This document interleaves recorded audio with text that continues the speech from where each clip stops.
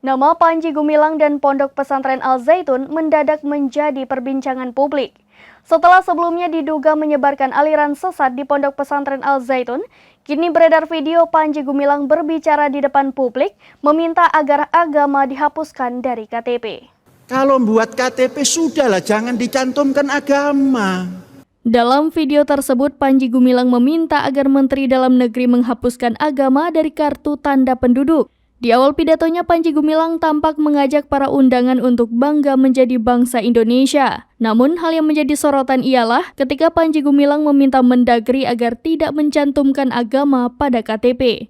Panji Gumilang bahkan meminta agar agama dihapuskan dari KTP. Diketahui, sebelumnya Ponpes Al Zaitun digeruduk oleh warga karena dituding menyebarkan aliran sesat.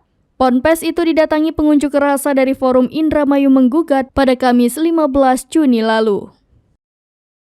Demikian informasi terkini, Syedara Lon. Saksikan terus berita lainnya di kanal YouTube Serambi News, website dan Facebook serambinews.com.